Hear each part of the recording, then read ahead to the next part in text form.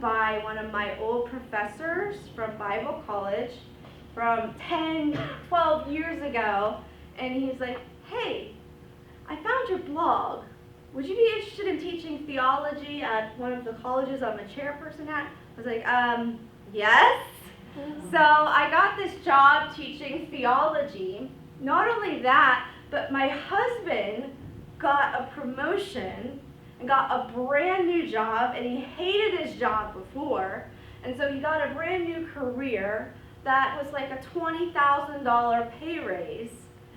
And we were able to move out of my parents' home, and we moved to a little town that's about 20 minutes from where I grew up, and it's a lot nicer of a neighborhood.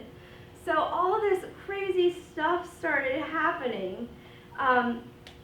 So let me give you the last point, and that is that if you want to be a dream chaser in God's kingdom, you have to let go of fear and the need for people's approval. You have to step out in faith and submit to Jesus over people. And I think in culture, in the church and outside of the church, women are very much taught to be submissive. Sometimes it's just, we don't even realize it. We're just very taught to be that way. But we have to come to a place where we're like Mary of Bethany, and we step out of the women's role. And if nobody will let us at their important decision-making tables, then we need to bring a folding chair and sit there anyways. And step out of this spirit of fear and the spirit of insecurity, because that is when we are truly going to be our happiest. So I want to end with a poem that I wrote. After I started blogging, people thought it'd be funny to call me Jezebel, I guess. Actually, they were trying to be mean.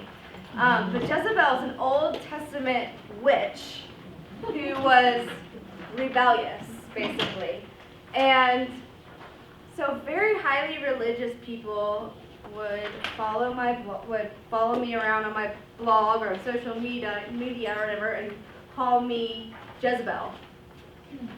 And so one day I was just like, and I was just very having a hard day, because there was a lot of people coming against me that week, because I advocate for gender equality online, and I do it in the conservative church, and so it can be a rough place. And I'm pretty thick-skinned, I'm pretty tough, but it was just too much one day. And the Lord just dropped this poem in my lap, and I want to read it to you guys. It's called "They Will Call Me Jezebel," and you can get it in the back if you want, if you don't have it yet. It says, "It swirls around in the depths of my soul. Jesus made me righteous. He made me whole. I don't need a man to tell me the way. I don't need a human leader in order to pray. I don't need to make myself smaller than I already am. I must speak loudly, for at 5'2" I stand. I don't need to make myself weaker than I've already been. Being plagued with insecurity is nothing but sin. They tell me to submit. My thoughts are not great. A wife and a mother only, that is your fate.